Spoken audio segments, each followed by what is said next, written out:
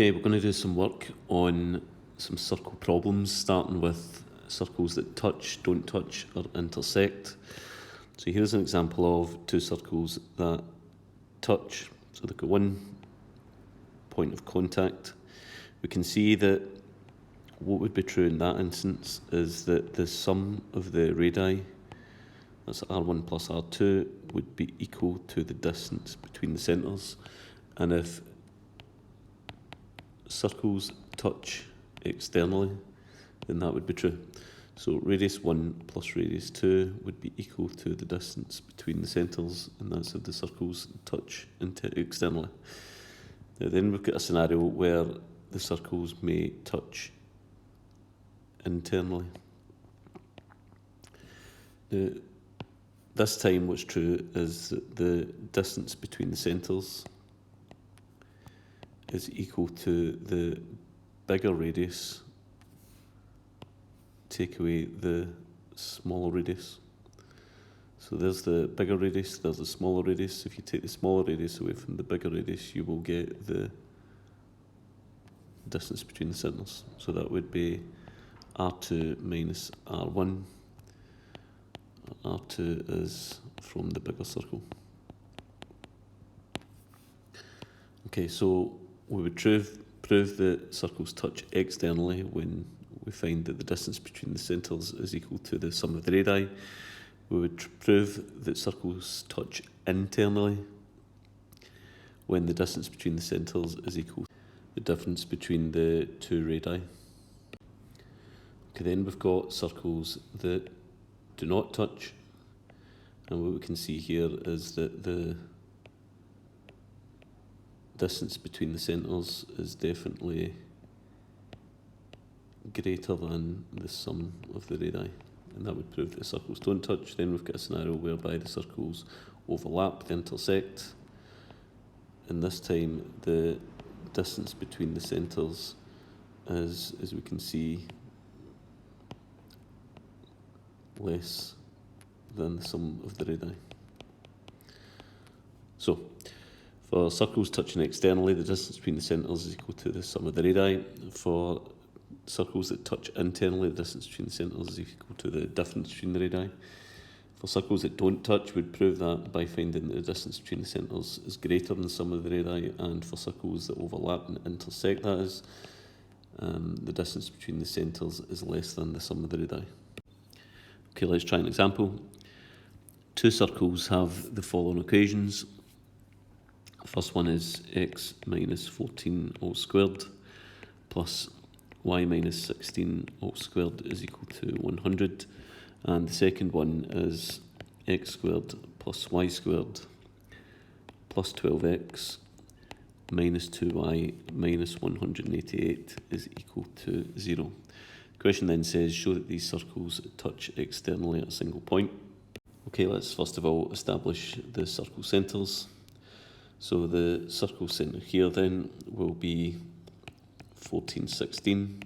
And to get the circle centre here, half and change the signs, that will be minus 6, 1. Okay, so let's have a sketch out here. So we need to prove these circles touch at a single point. So just a very rough sketch of what's going on. So let's take that to be the circle with circle centre minus 6, 1. And this being the circle with circle centre 14, 16.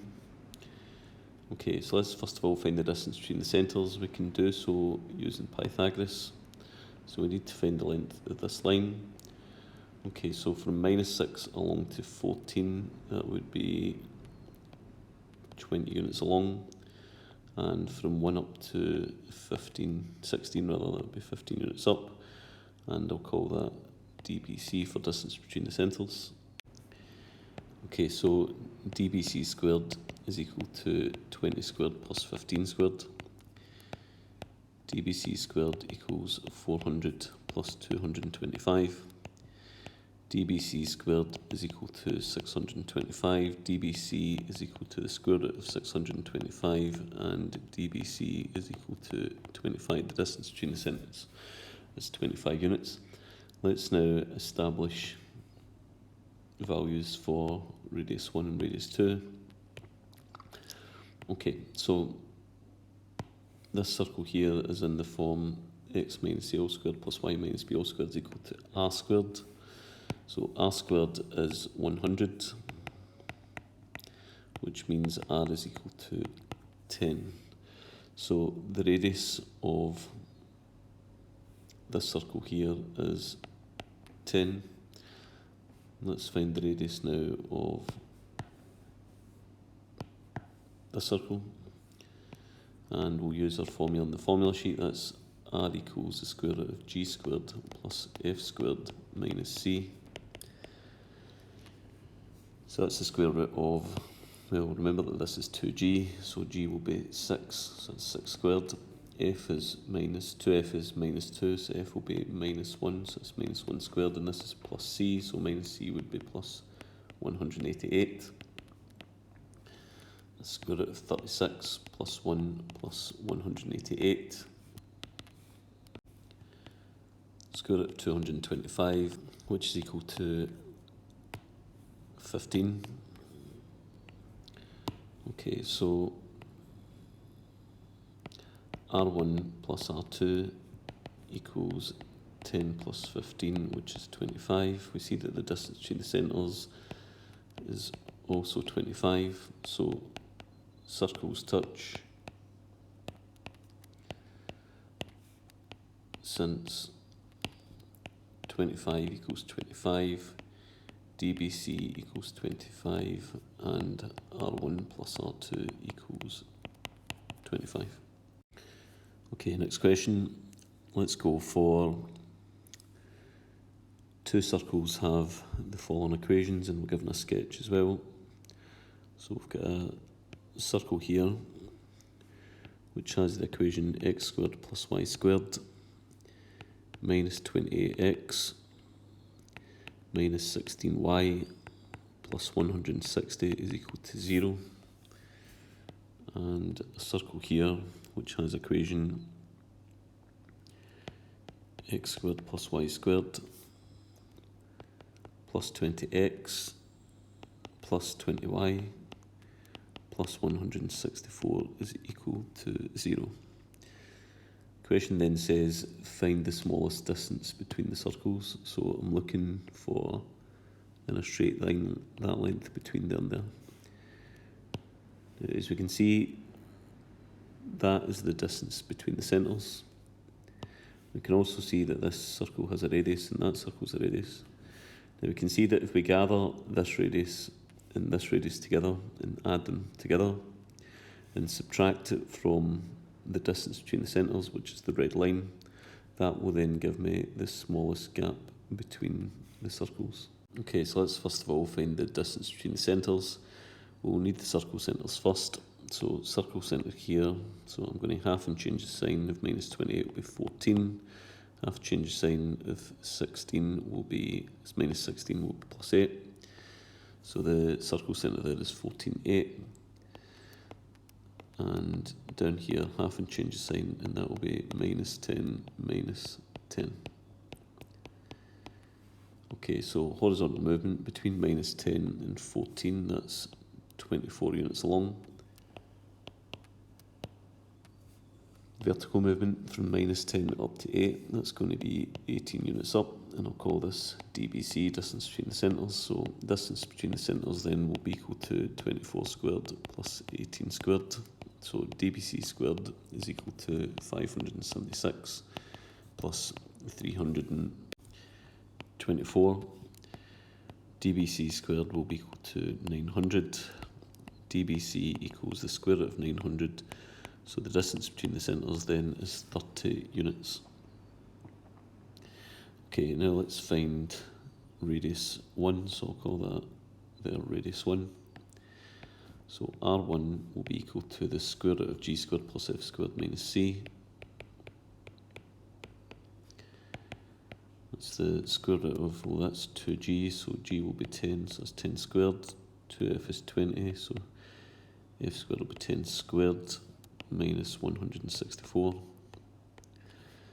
Okay, so that's the square root of 200 minus 164, that's the square root of 36, and that is 6, so radius 1 then is equal to 6. Okay, R2, square root of g squared plus f squared minus c, which is the square root of, well, 2g's minus 28, so that's minus 14 squared. 2f is minus 16, so f will be minus 8, so it's minus 8 all squared. And c is 160, so minus c is minus 160. So that's the square root of 196 plus 64 minus 160. That's the square root of 100, which is 10. So I can now find the sum of the radii, which is 6 plus 10, 16. The distance between the centres is equal, rather the smallest distance between the circles is equal to the distance between the centres, take away the sum of the radii. Distance between the centres was 30, take away the sum of the radii, which is 16, and that is 14. Okay, let's try another question.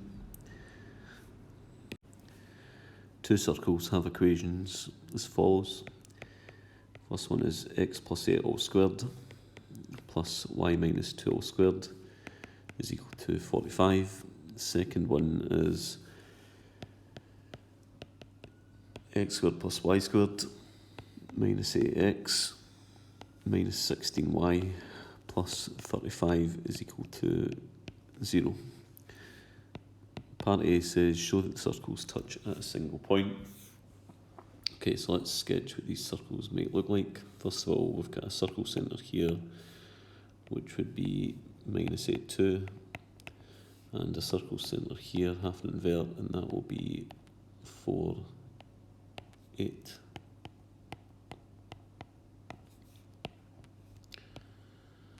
Okay, so circle centre of minus 8, 2, this is just a very rough sketch, just for kind of illustrative purposes. Okay, so let's first of all investigate the distance between the centres. So a movement of minus 8 along to 4 is a movement of 12 along, from 2 up to 8 is 6 up. We'll call that DBC. So DBC is equal to 12 squared plus 6 squared. DBC squared rather is equal to 12 squared plus 6 squared. So DBC squared is equal to 144 plus 36.